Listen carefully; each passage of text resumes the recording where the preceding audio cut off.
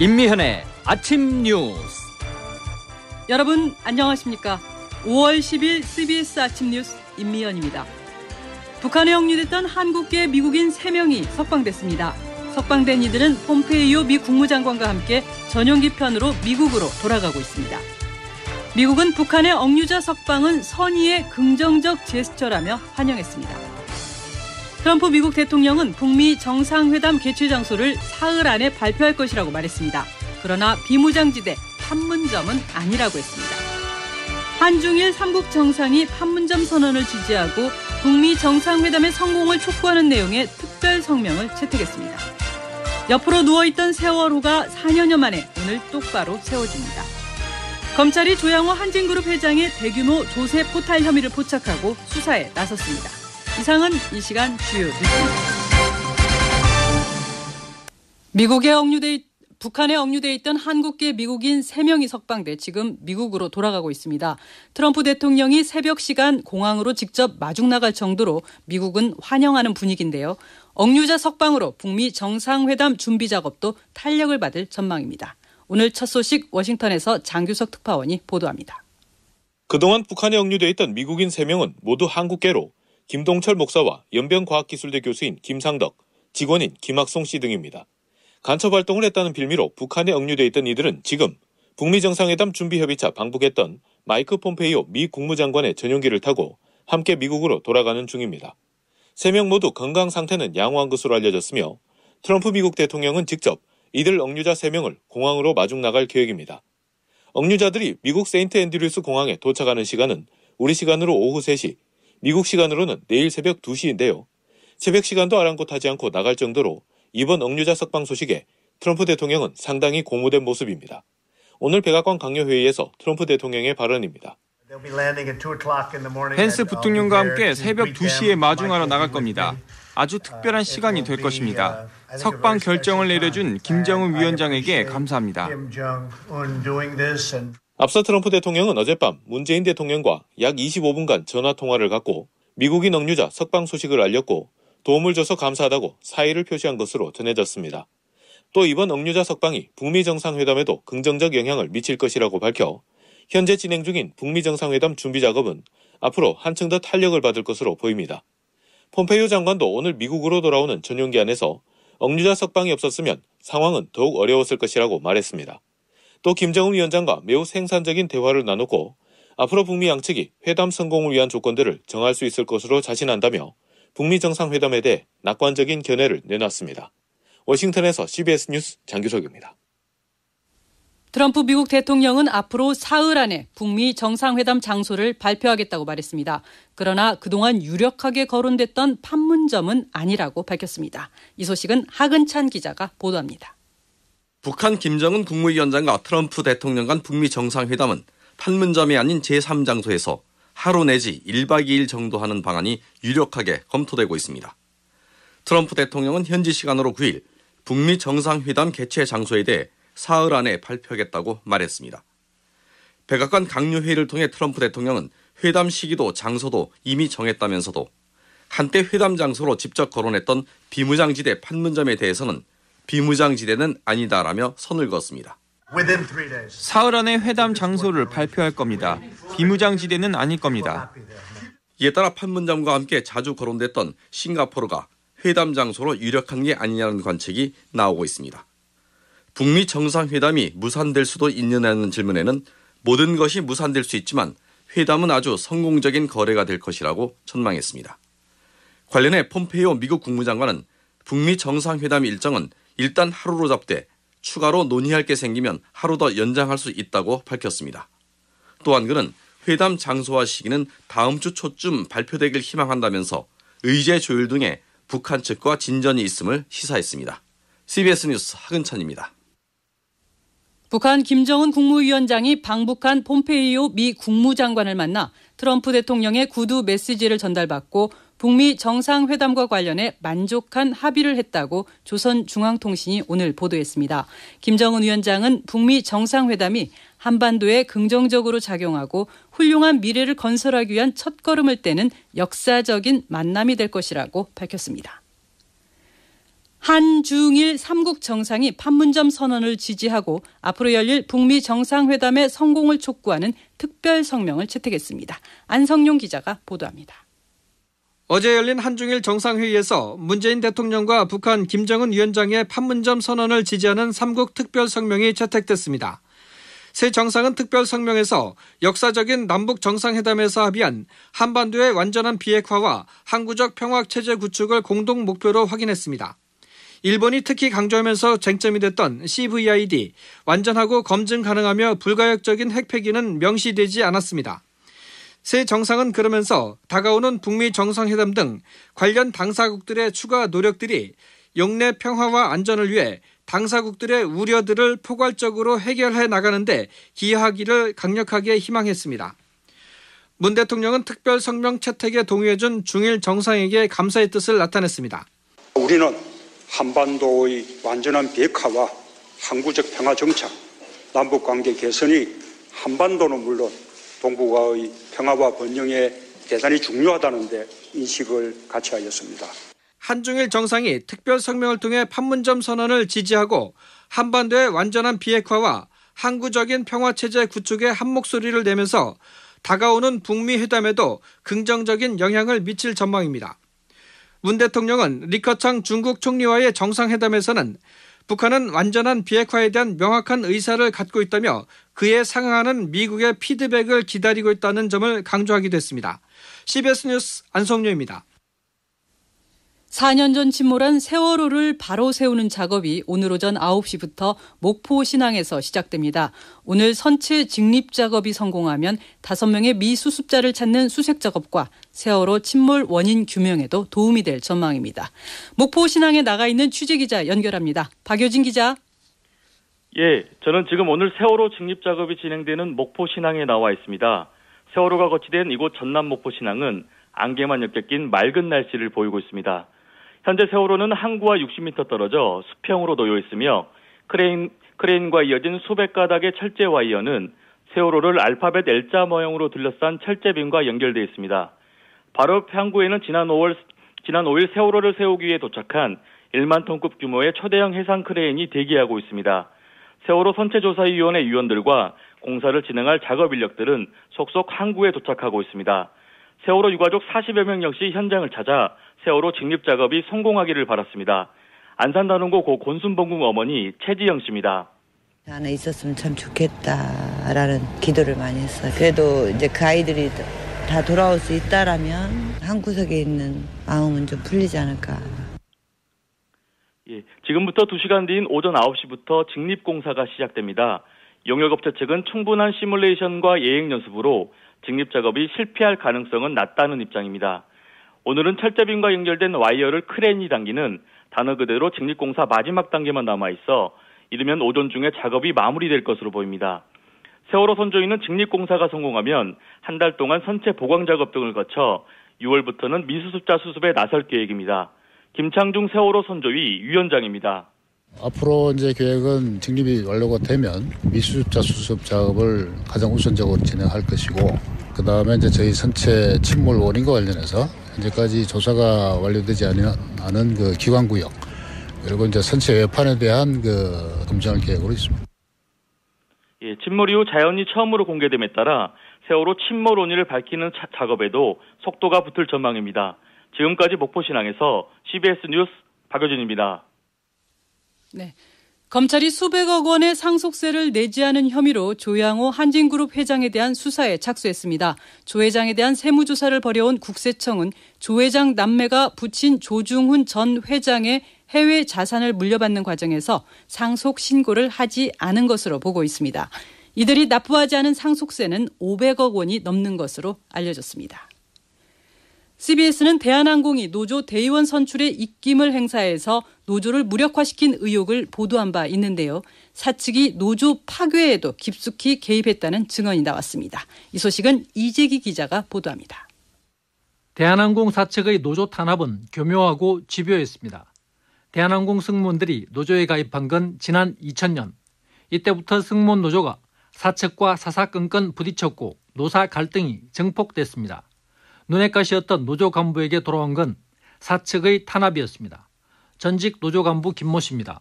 일거수일투족을 감시하고 매 비행마다 승무원들한테 평가를 하라 그래요. 나에 대한 평가서를 내라. 그래서 레포트가 어떤 때는요 27장이 쌓여요. 당시 사측은 직원들에게 요구해 김 씨의 죄목을 억지 춘향으로 만들어냈습니다. 김 씨입니다. 저 레포트 쓰는 것도 그 계약직 승무원들한테 많이 시켰어요. 너 레포트 그거 안 쓰면 계약 안 해준다. 2007년 시드니행 비행 당시에는 김 씨의 정상적인 업무 수행을 비행 지연 이유로 몰았습니다. 권고 사직의 원인이 됐던 승객 컴플레인 레터는 변칙적으로 만들어졌습니다. 회사 임직원이 고객한테 가서 컴플레인 레터 받으러 가요. 그 손님 찾아가지고. 그 손님한테는 뭐라 그랬냐고 제가 찾아갔거든요. 찾아갔더니 그 손님이 그러더라고요. 대한항공에서 선물 주면서 컴플레인 레터 써달라고 요청했다고. 노조 탄압으로 민주노조가 와해되자 대한항공에서는 예스맨만 존재할 뿐 반대 목소리가 사라졌습니다. CBS 뉴스 이재기입니다.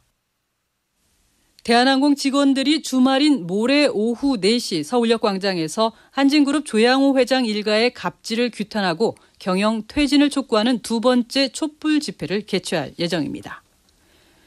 국내 최대 포털 네이버가 뉴스 편집에서 손을 떼겠다고 선언했습니다. 그동안 불거졌던 댓글과 실시간 검색어 조작 논란을 잠재울 수 있을지 김현지 기자가 살펴봤습니다. 네이버가 밝힌 뉴스 개편 핵심은 아웃링크 전환과 댓글 포기입니다. 기자 한 명도 없이 뉴스를 자의적으로 배치하고 댓글 조작의 근원지가 됐다는 논란에서 벗어나 본연의 플랫폼 사업자 역할을 다하겠다는 각오입니다.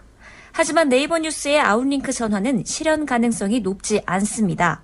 그토록 아웃링크 도입을 촉구하던 언론사들의 속내는 달랐습니다. 네이버 유봉성 리더입니다. 네이버 언론사한테 아웃링크 의견을 여쭙고요. 절반 정도는 유보적인 입장이었고요. 찬성을 한 매체는 한 매체였고 나머지는 다 인링크를 원하시는 그런 상황입니다. 네이버로부터 전재료를 받고 콘텐츠를 제공하는 언론사 입장에선 인링크 포기가 쉽지 않습니다. 특히 아웃링크로 전환하면 서버 구축과 확대에 드는 비용, 또 이를 관리해야 할 인력 확충 등에도 막대한 지출이 생깁니다. 만약 한 매체라도 인링크를 고수한다면 다른 언론사들도 수익과 직결되는 인링크를 유지할 수밖에 없어 지금과 크게 달라질 게 없는 겁니다. 댓글 정책을 언론사 자율에 맡기는 것도 실효성이 없다는 지적입니다. 오히려 언론사에 댓글 권한이 주어지면 매체의 가치관과 성향에 유리한 댓글을 우선 배치하거나 공감수를 조작해 댓글 조작은 더욱 심화될 것이란 우려가 나옵니다. 이렇게 되면 그 판을 깔고 경로를 제시한 네이버에게 또다시 비난의 화살이 돌아갈 수밖에 없습니다. CBS 뉴스 김현지입니다. 1급 발암물질인 라돈이 침대에 이어서 집에 있는 화분에서도 기준치 이상으로 검출됐다는 주장이 나왔습니다. 황영찬 기자가 취재했습니다. 미세먼지에 민감해 집에서 공기정화용 고무나무를 키우고 있는 주부 이혜정 씨는 얼마 전 화분 흙에서도 라돈이 나올 수 있다는 글을 봤습니다. 이 씨는 직접 구매한 라돈 측정기계로 집안 라돈 농도를 재봤는데 결과는 314베크렐로 환경부 권고 기준을 1.5배나 넘어선 수치였습니다. 화분 속 흙을 재보니 기준치의 3배를 훌쩍 넘겨버렸고 불안해진 이 씨는 결국 화분을 환불했습니다. 이 씨입니다. 전문가분들은 환기를 하면 된다고 하는데 진퇴양난이라고 생각되는 게요. 창문을 열면 미세먼지가 문제라고 하고 또 창문을 닫으면 라돈가스를 흡입하게 된다는 게 걱정이 돼요. 비전문가의 간이 측정 결과이므로 신뢰도는 낮지만 전문가들은 분갈이에 주로 쓰이는 마사토에서 라돈이 나올 수 있다고 봅니다. 라돈이 주로 방출되는 화강암이 풍화된 게 이 마사토이기 때문입니다. 마사토를 자연 속에서 마주한다면 큰 문제가 될 게 없지만 밀폐된 공간에서 노출된다면 위험할 수 있다는 게 전문가들의 의견입니다. 김포대 보건행정학과 박경북 교수입니다. 라돈 농도가 높은 밀폐된 공간에서 생활하면 라돈으로부터 피폭을 많이 받게 되니까 결국 인체에 영향을 많이 받을 수밖에 없는 거죠. 박 교수는 이번 기회에 정부가 공산품에 대한 라돈 기준도 설립하고 실내 라돈 저감 대책도 제시해야 한다고 말합니다. CBS 뉴스 화영찬입니다. CBS는 서울예대의 수많은 비리 의혹을 보도했고 교육부 조사 결과 이는 모두 사실로 확인됐습니다. 교육부는 총장의 해임을 요구했는데요. 이제 끝난 걸까요? 기자의 창, 오늘은 사돈의 8촌까지 장악한 이사회, 총장 해임 가능할까라는 제목으로 윤철원 기자입니다. 연습 실패 국제파로. 지난 3월 안산의 서울예술대학교. 새학기에 설레임이 가득해야 할 캠퍼스에 분노의 불꽃이 타올랐습니다. CBS를 통해 학교의 비리 의혹이 보도되자 학생과 교수들은 교실 밖으로 뛰쳐나왔습니다.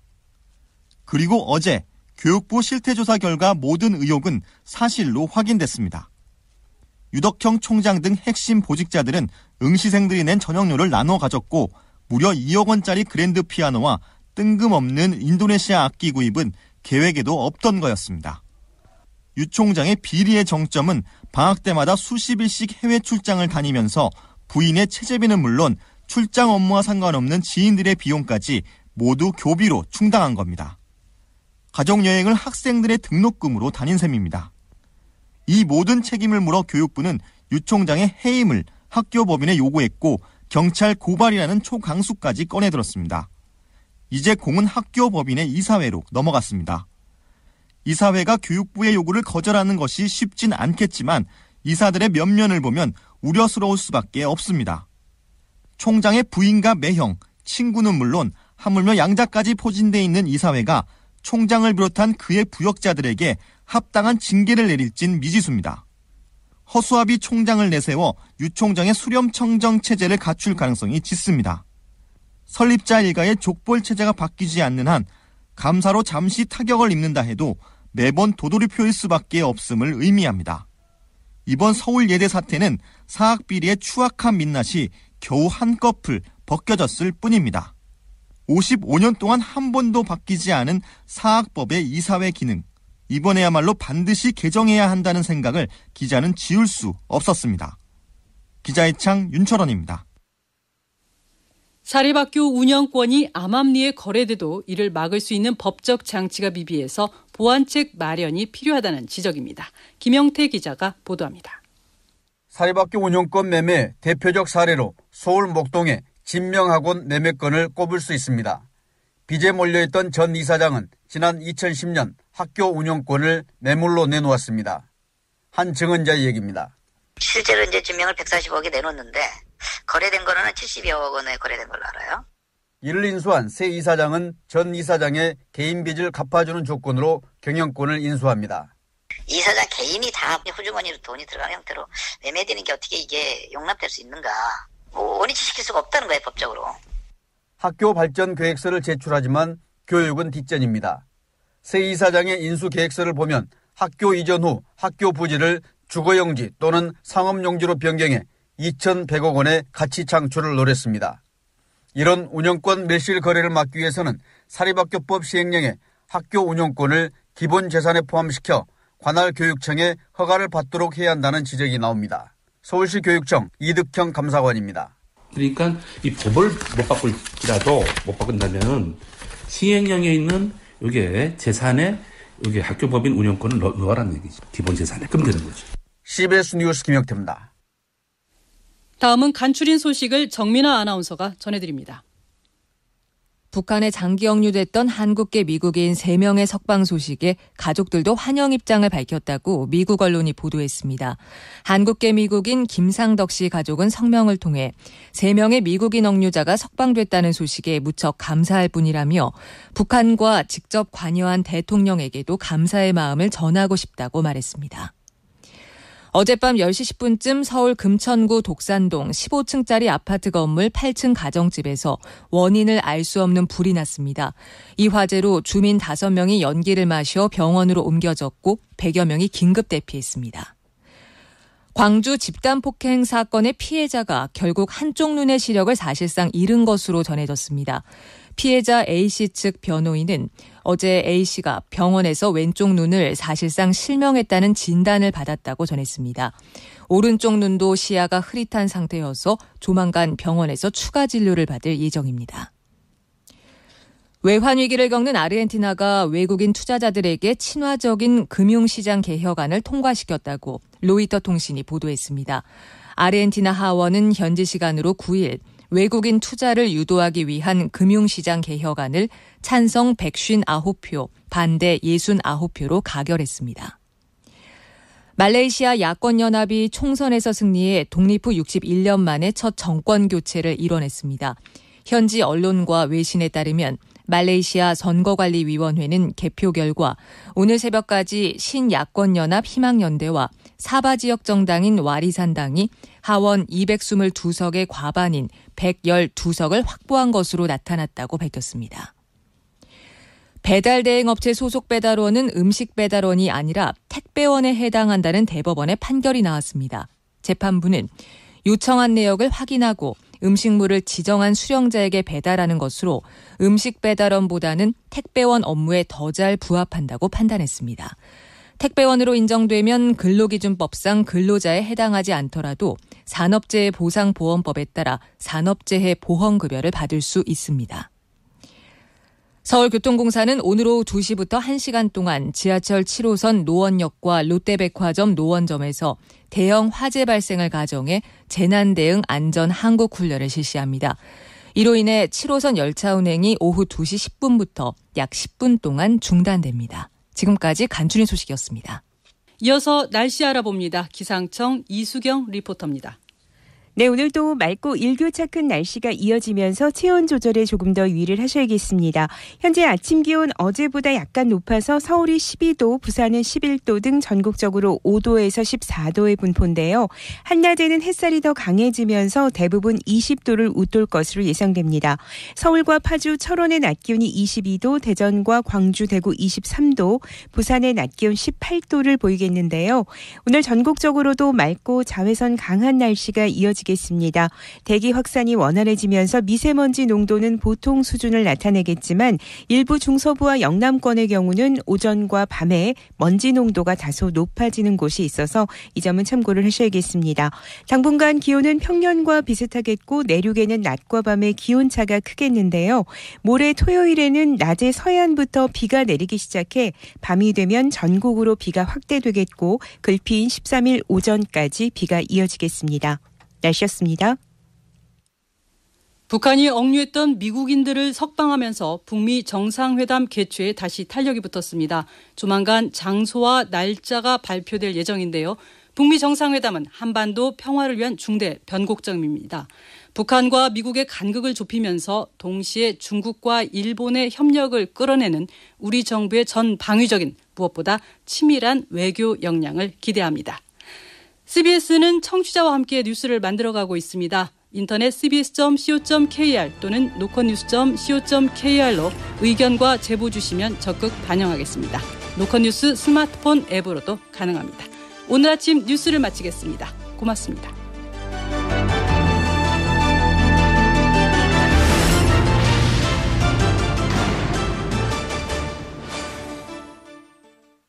CBS